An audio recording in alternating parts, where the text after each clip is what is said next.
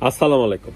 কাছের এবং দূরে, ইটালি বা ইটালির বাইরে আপনারা যে যেখান থেকে আমার এই ব্লগটা ইউটিউবে দেখবেন, সবাইকে শুভেচ্ছা ও ভালোবাসা। আমি উজ্জ্বল, ইটালির রাজধানী রোম থেকে। আজকে কথা বলবো হলো, অনেকেই প্রশ্ন করছে, ভাই গতকাল যে আপনি আপডেট দিছেন নুলস্তা কিছু কিছু উঠতেছে, তো সেগুলো তো 2024 সালে, তো 2023 সালের ডিসেম্বরে যারা আবেদন করছে তাদের নুলস্তা উঠে না, এবং স্পন্সর নুলস্তা কি উঠে না 2024-এর বা ডোমেস্টিক, এইটা নিয়ে কথা বলবো।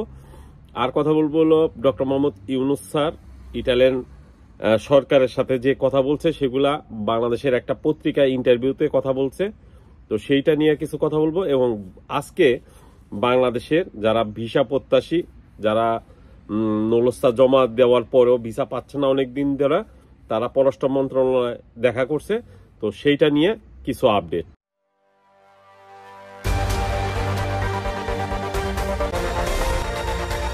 ডক্টর মোহাম্মদ ইউনূস স্যার বাংলাদেশের একটা স্বনামধন্য পত্রিকা প্রথম আলোর সাথে একটা ইন্টারভিউ দিছে, সেখানে কি বলছে ইতালির কথাগুলো। তোমরা তো এখন বাংলাদেশের মানুষ যথেষ্ট আসো, তো আমাদের কোনো আপত্তি নেই, কিন্তু আমরা লিগ্যাল ওয়েতে কীভাবে আনতে পারি সেজন্য আমরা চেষ্টা করি। কারণ বাধা দেবো না, বাধা দিচ্ছে না, কিন্তু লিগ্যাল ওয়েতে। আজকেও তার অ্যাম্বাসেডার এসেছিলেন, ইটালিয়ান অ্যাম্বাসেডার, তার সঙ্গে আলাপ করলাম এটা লিগ্যাল ফ্রেমওয়ার্কে আমরা কীভাবে নিয়ে আসতে পারি, যেরকম ইলিগালি নাকি ইলিগালি গিয়ে হেনস্থা হয়। আরো অনেক বড় video. Doctor Mohammad Yunus sir বোঝাতে চাইছে, ইটালিতে বাংলাদেশি প্রচুর শ্রমিকের চাহিদা আছে, তবে বৈধ উপায়ে। কিন্তু বাংলাদেশিরা আমরা যারা এই যে ইটালি থেকে আবেদনের নামে রিসিভুতা জাল করি, ম্যাক্সিমাম যদি 5 লক্ষ আবেদন বাংলাদেশিরা করে, মানে এই 2024-এ 5 লক্ষ আবেদন করছে বাংলাদেশিরা বৈধ উপায়ে, আর 10 লক্ষ আরো তার চেয়ে 2 গুণ বেশি জাল রিসিভুতা দিছে। তেমনি আমরা বাংলাদেশিরা 2023 সালের ডিসেম্বরে যারা আবেদন করছি এবং 24 সালে দুইটা সাল মিলে নুলস্তা পাইছি সর্বোচ্চ 10,000, কিন্তু দেখা যাবে আমরা নুলস্তা বাংলাদেশে 1 লাখের উপরে গেছে।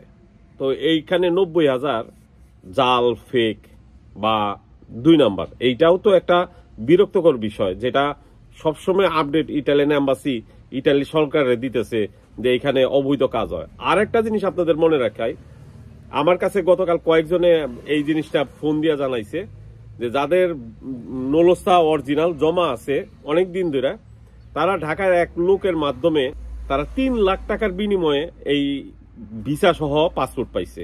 তো এই সব লোক, এবং এইটা আপনারা নিজেরাই জানেন, বিভিন্ন গ্রুপে বিভিন্ন জায়গায় যাইয়া সে অ্যাড দেয়, এবং এইটা নিয়ে আপনারা কথা বলেন না কেন, এই সব কারণেও কিন্তু সামনে ভিসা দেওয়া বন্ধ হয়ে যাবে, বা সরকার দেখাইবো যে আপনারা 2 নাম্বারই করেন, টাকার বিনিময়ে ভিসা উঠান।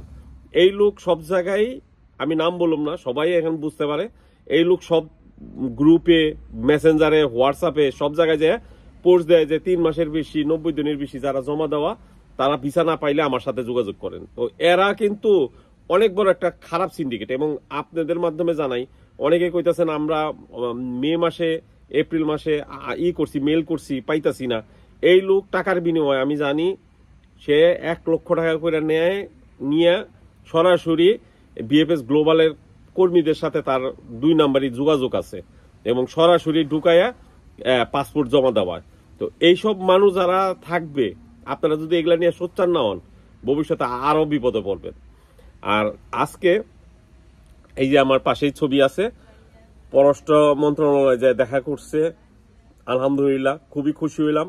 এইরকম কাজ করতে পারলে আপনারা সবসময় সরকারের যদি মনে করে দিতে পারেন যে হ্যাঁ, আমাদের ভিসা নিয়ে আমরা সমস্যায় আছি, জমা দিছি 6 মাস, 1 বছর, এইভাবে যদি আপনারা অগ্রসর হন, ভবিষ্যতে কখনোই আপনারা বিপদে পড়বেন না। এবং সরকার থেকে, এখন যে সরকার আছে, এ কিন্তু আপনাদের উপকার করার জন্যই চেষ্টা করতেছে, কারণ এ কোনো দলীয় সরকার না। 2023 সালের নুলস্তা কি উঠে না, উঠে কি না জানি না, তবে এই মুহূর্তে খুব কম উঠে, মানে উঠার সম্ভাবনা খুব কমে গেছে, মানে খুবই কম হাতেই পাচ্ছি না গত 1 সপ্তাহ ধরে। তবে যা উঠছে 2024 সালে এগ্রিকালচার কাগজ উঠছে, তবে স্পন্সরের কোনো খবর পাই নাই। তবে এতটুকু বলতে পারি, 2023 সালে যারা স্পন্সর আবেদন করছিলেন, স্পন্সর তাদের এখনো কোটা আছে, এবং ভালো পরিমাণ কোটা আছে, এবং মোটামুটি সব পেপুত্তরা থেকে। তবে আজকেও আমি অনেকেই, যেমন এই যে দেখেন, অনেকেই আমার দিচ্ছে যে দেখেন আমার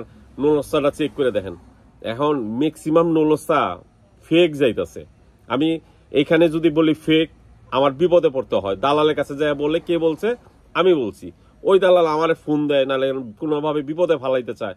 ভাই আমি কোনো আর বিপদে পড়তে চাই না। এগুলা এখন বিএফএস গ্লোবালে যাইয়া আপনারা চেক করেন, কারণ প্রচুর পরিমাণ, এখনো প্রচুর পরিমাণ, মানে 10% যদি অরিজিনাল উঠে, তার 90% ফেক বা জাল নুলস্তা দিতেছে এখনো।